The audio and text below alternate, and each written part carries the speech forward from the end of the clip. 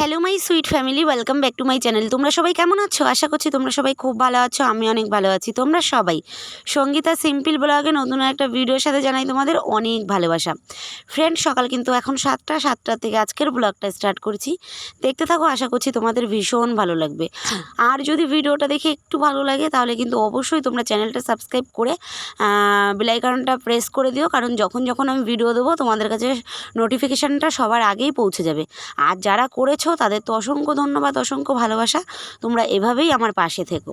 তো বন্ধুরা, আজ কিন্তু একটা খুব সুন্দর স্পেশাল দিন। আজ হচ্ছে বাবা লোকনাথের পুজো। তো কম বেশি সব জায়গাতেই কিন্তু পুজো হচ্ছে বড় করে, আর নর্মালি ঘরেও অনেকেই দিচ্ছে টুকটাক একটু ফল টল এনে। আমাদের এখানটাও হচ্ছে ভীষণ বড় করে, বা ঘরেও নর্মালি যারা দেয় তারা দিচ্ছে।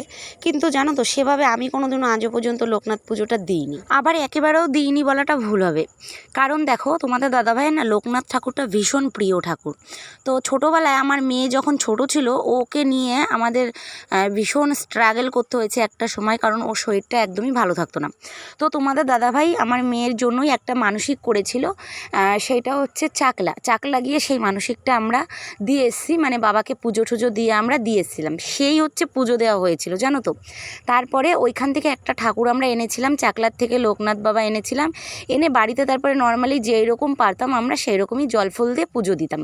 কিন্তু ঠিক বিশেষ বড় করে যে একটা পুজো দেয় না বাড়িতে, সেই রকম আমরা এখনও অবধি দিতে পারিনি। তো ভীষণ ইচ্ছে করে যে দিই, যাই হোক হয়নি, আমাদের হয়ে ওঠেনি।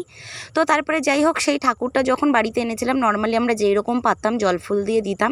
তো সেই ঠাকুরটা না 1 বছর আগে ভেঙে গেছে, কারণ আমাদের বাড়িতেও ভীষণ দুদিন পরপরই পুচকে পাচকা আসে, এসেই ধরে ঠরে ভেঙে দেয়। কিছু করার নেই, এবার যেহেতু ওরা ছোট, তাই না। তো যাই হোক, ওই কারণেই 1 বছর ধরেই ঠাকুরটা নেই, আর সেই রকম যাওয়াও হয়নি, আর সেই চাকলার থেকে বাবা লোকনাথকে আর আনাও হয়নি। তো আবার কোন দিন যাব, ইচ্ছে আছে সেই দিন আবার আনবো। যাই হোক, লোকনাথ পুজোর আজকে সবাইকে জানাচ্ছি অনেক অনেক শুভেচ্ছা ও অনেক অনেক ভালোবাসা। তোমরা খুব এনজয় করো, আনন্দ করো।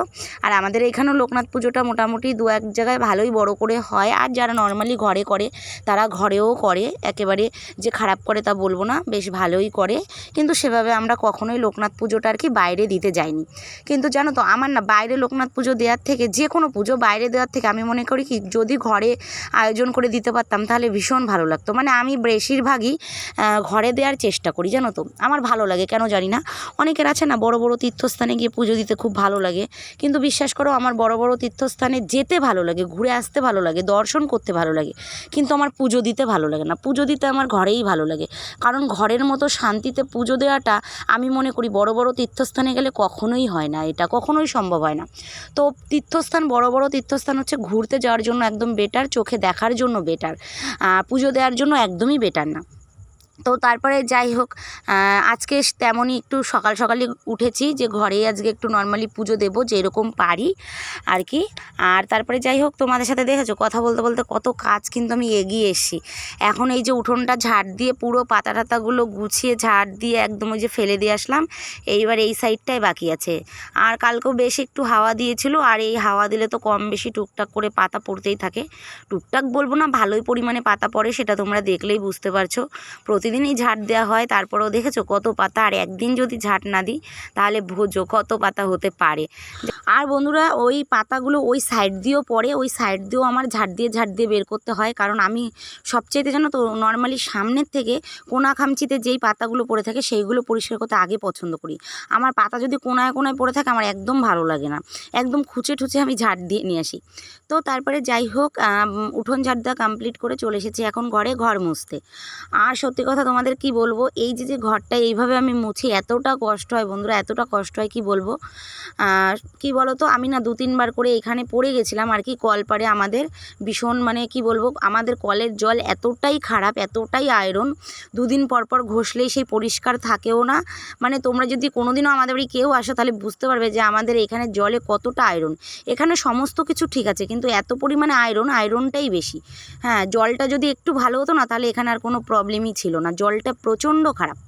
তো তারপরে যাই হোক, আমি এই যে এইভাবে যে ঘর মুছি না বসে বসে, আমার ভীষণ পরিমাণে কষ্ট হয় বন্ধুরা, ভীষণ কষ্ট হয়। কারণ ওই কলপারে 3বার আমি পড়ে গেছিলাম, সেই পড়ে যাওয়ার থেকে না আমি মাজায় চোট পেয়েছিলাম, তো সেখান থেকেই আমার একটা ব্যথা ব্যথা হয়। যাই হোক, এখন হচ্ছে এই যে বসে ঘর মুছি না, এই বসে ঘরটা মুছতে আমার ভীষণ কষ্ট হয়। ভাবি জানো তো যে একটা ওই যে ঘর মোছা লম্বা লম্বা কী নামও জানি না, ওই একটা লাঠি কিনবো, কিন্তু সেটা আর হয়ে ওঠে না সংসারের টানাটানিতে। তো যেটা সত্যি কথা তোমাদের আর কি সেটাই বললাম। সত্যি কথা, আমাদের মতো মধ্যবিত্ত ঘরের যে এতটা টানাটানি করে সংসার চলে, সেটা মানে যারা করে তারাই বুঝতে পারে। তো তারপরে আমি এই যে গাছে জল দিয়ে নিচ্ছি, আর এই বেড়াটা একদিন বৃষ্টিতে ভিজে ভিজে দিয়েছিলাম, তোমাদের কিন্তু বলেছিলাম যে দেখাবো, তো যাই হোক আজকে দেখিয়ে দিলাম। আর রান্নাঘরের এপাশেও একটা বেগুনের চারা, একটা পুঁই শাকের চারা আমি বসিয়েছি। তো তারপরে ঘর ঠর মুছে তো দেখলে আমার গাছে জল দেওয়াও কমপ্লিট হয়ে গেল, আর গাছগুলো বেশ কিন্তু সতেজ হয়ে উঠেছে। তারপরে যাই হোক চলে আসলাম কলপারে এবার বাসন মাজতে। তো এই যে কলপারে তোমরা দেখবে ম্যাক্সিমাম বসে কিন্তু আমি এভাবেই বাসন মাজি, আমার এভাবে বাসন মাজতেও ভীষণ কষ্ট হয়। তো কি করব, যাই হোক মাজতেই হবে। আর অনেক দিন ধরেই ভাবছি যে একটা টুল কিনবো, কিন্তু আর হয়ে ওঠে না। দেখো, ঘরের জন্য আমার রান্নার জন্য একটা টুল আছে, তোমরা জানো, দেখেছো আমার ব্লগে, কিন্তু এই যে বাসনটা বসে বসে যে মাজবো, এইখানেও আমার একটা টুলের ভীষণ প্রয়োজন। কিন্তু যাই হোক এখনও করতে পারিনি, একটা একটা করে আর কি করতে হচ্ছে। তো যাই হোক একটা একটা করেই ধীরে ধীরেই করতে চাই, কষ্ট করেই করতে চাই, কারণ নিজের জিনিসের প্রতি যদি তুমি নিজে একটা কোনো জিনিস করো না, সেইটার প্রতি তোমার দেখবে অন্যরকমই একটা অধিকার থাকবে, একটা ভালোবাসা থাকবে। তো ওই কারণে যাই হোক ধীরে ধীরে অবশ্যই করব, হয়তো একটু কষ্ট হচ্ছে, কিন্তু আমি মনে করি এই কষ্টগুলো করাও প্রয়োজন। কারণ একটা সময় না বলতে পারবো জানো তো, যে কোনো কারোর কিছুতেই সুখ করিনি, যেটা করেছি নিজে কষ্ট করে করেছি, জানো তো। তো যাই হোক, জীবনে চলতে গেলে অনেকটাই স্ট্রাগল করতে হয়, সংসার জীবনে বিশেষ করে কষ্ট ছাড়া কিন্তু অনেকেরই দেখবে সংসার হয় না। আবার অনেকেই দেখবে না চাইতে গিয়েই অনেক কিছু পেয়ে যায়। কারণ যারা এই জিনিসটা ভাবে যে আমাদের পরে আর কে ভোগ করবে, তো আমার ছেলের বই আছে, তো ছেলের বই ভোগ করবে। আবার অনেকে ভাবে না না বাবা, আমরা এত কষ্ট করে করেছি, তাকে কেন আমরা ভোগ করতে দেবো, যেই দুটো জিনিস আছে মানে সেই দুটোও নিয়ে চলে আয়। মানে বিয়ের আগের থেকেই রয়েছে, তো বিয়ে যেই হয়ে যাবে না, সেই দুটো জিনিস কেড়ে তোমার থেকে নিয়ে নেবে, এরকম একটা ব্যাপার দেখবে অনেকের ঘরেই কিন্তু এই জিনিসটা হয়। তো যাদের ঘরে হয় তারা কিন্তু আমাকে অবশ্যই কমেন্ট করে জানিও। যাই হোক বন্ধুরা, এখানে দেখো এবার আমি একটুখানি ছাতু গুলে নিচ্ছি ব্রাশ করে এসে, কারণ আমি ভাবছি অনেকটাই বেলা হয়ে গেছে, আর মেয়েও পড়ে চলে এসে, তো ভাবছি কি ওকে আগে একটুখানি 1 গ্লাস ছাতু গুলে আর কি ওকে খাইয়ে দিই। আর পাশে কাকিদের বাড়ি জানো তো ছাদ ডালাই হয়েছে, সেখান দিয়ে আবার 2টো মিষ্টি দিয়েছে, তো মেয়েকে বলেছি তুই এটা খেয়ে নে। যাই হোক বন্ধুরা, মেয়েকে ছাতুটা খাইয়ে দিয়ে এদিকে আমি আলু সেদ্ধ ডিম দিয়ে আবার বসিয়ে দিয়েছি, কারণ আজ হচ্ছে ডিমের ঝোল করব, আর হচ্ছে এদিকে উচ্ছে ভাজা করব। আর এদিকে দেখো আমি উচ্ছে কাটতেও বসে পড়েছি, আর উচ্ছের দানাগুলো আমি ফেলে দিয়েই কিন্তু কাটি। কেন বলো তো, কারণ উচ্ছের দানা সমেত ভাজা আমার একদমই ভালো লাগে না, বিশ্রী লাগে। তো তোমাদের কার কাছে কেমন লাগে অবশ্যই বলো। আমার উচ্ছের দানা কচি হোক বা বুড়ো হোক, আমি কিন্তু ফেলে দিয়েই আর কি মানে কাটবো, আমার ভালো লাগে, বা ভাজবো। কারণ এই উচ্ছে দানাগুলো যখন মুখে পড়ে না, ভীষণ একটা বাজে লাগে আমাদের সবার কাছেই। তো ওই কারণে উচ্ছে দানাগুলো এরকম করে আমি ফেলে দিই, তারপরে ভাজি। আর এদিকে আবার আমি একজনের সাথে কথা বলে নিচ্ছি, সে আমার সাথে কথা বলছে, তো আমি আবার তার সাথে সকালবেলায় আর কি কথা বলছি, মানে বলছে যে একবারে রান্না হচ্ছে। আমি বললাম হ্যাঁ, একটু দেরি করেই বসিয়েছি, 10টা বাজে একটু দেরি করেই বসেছি, কারণ সকালে তো 11টার দিকেই খাই বেশিরভাগ। তো আজ হয়তো খাওয়া হবে না, কিন্তু একবারই খাবো, তো একবারই রান্না করে নিচ্ছি। এখন 10টা যেহেতু বেজে গেছে, রান্না করতে করতে 12টা বেজে যাবে, তো ওই কারণে যাই হোক একবারেই রান্না করে নিচ্ছি। আর হচ্ছে আজকে রান্না কী হবে সেটা তো তোমাদের বলেই দিলাম, ডিমের ঝোল হবে আর উচ্ছে ভাজা হবে, সিম্পলি খাবার হবে। আর এইটা আমি রান্নাবান্না করে তারপরে আমি স্নান করে পুজো দিতে যাব। তো যাই হোক, এরপরে তোমাদের সাথে আমার কথা বলতে বলতে কিন্তু আমার ডিম সেদ্ধ হয়ে গেছে, আর এই যে ভাতও অলরেডি ফুটছে। আর এদিকে ডিমের ঝোল করার জন্য সমস্তটা কেটে কুটে গুছিয়ে নিয়েছি, ছাড়িয়ে ফাড়িয়ে সুন্দর করে। আর এই যে দেখো আমার উচ্ছেও ফাইনালি কাটা কমপ্লিট হয়ে গেল। তো চলো রান্নাবান্না কমপ্লিট করে তারপরে আবার কথা হচ্ছে তোমাদের সাথে।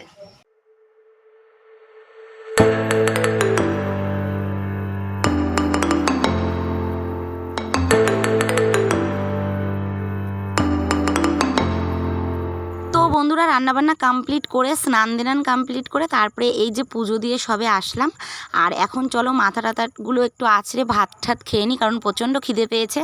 তো বন্ধুরা ফাইনালি খাওয়া দাওয়া কমপ্লিট করে একটুখানি লাইভ ভিডিও করে ফেসবুকে তারপরে ঘুমিয়ে পড়েছিলাম। আর এখন ঘুম থেকে উঠে মেয়েকে পড়িয়ে টড়িয়ে সন্ধেবেলা, এখন অনেক রাত হয়ে গেছে, এখন রাত বাজে কিন্তু 10টা। তো 10টার সময় আমি একটু রেডি হয়েছি, দুটো রিলস বানাবো ওই কারণে। আর এই যে দেখো আর একটা নতুন নাইটি পরেছি, সেটা তোমাদের এই যে দেখিয়ে দিলাম। কেমন লাগছে অবশ্যই কিন্তু বলো আমাকে। আর চলো এবার আমি কটা ভিডিও বানাবো, কারণ অনেক দিন ধরে ইনস্টাগ্রামে ভিডিও নেই, আপলোড করতে পারছি না। তো ওই কারণে আর আমার এখানে নেটের এতটা প্রবলেম হয় কি বলবো তোমাদের, মানে আমি বলে এখনও ভিডিও বানাই, নাহলে মানে অন্য কেউ হলে বানাবে না। এমন এমন দিন যায় রেডি হয়েও সমস্ত কিছু আবার মানে খুলে ফেলতে হয়, ভিডিও বানানো যায় না নেটের কারণে। যাই হোক আজকে একটু ফাইনালি যখন রেডি হয়েছি ভিডিও বানাবো, আর নেটটাও মোটামুটি ভালোই আছে, একেবারে খারাপ নেই, কারণ সারাদিন নেটে হাত দেওয়া হয়নি। আর এদিকে চলো এই যে আমি একটু আবার ভালো করে তোমাদের ঘুরিয়ে দেখিয়ে দিলাম যে নাইটিটা পরেছি, কেমন লাগছে আমাকে কিন্তু বলো অবশ্যই কমেন্টে।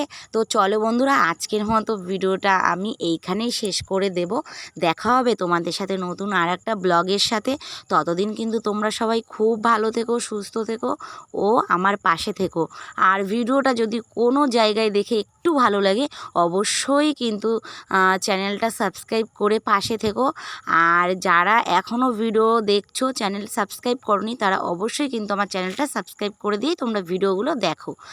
আর হচ্ছে চলো যারা অলরেডি আমার চ্যানেলটা সাবস্ক্রাইব করে দিয়ে পাশে আছো তাদের তো অসংখ্য ধন্যবাদ, অসংখ্য ভালোবাসা। তোমরা এভাবেই আমার পাশে থেকো, এভাবেই আমাকে সাপোর্ট করো।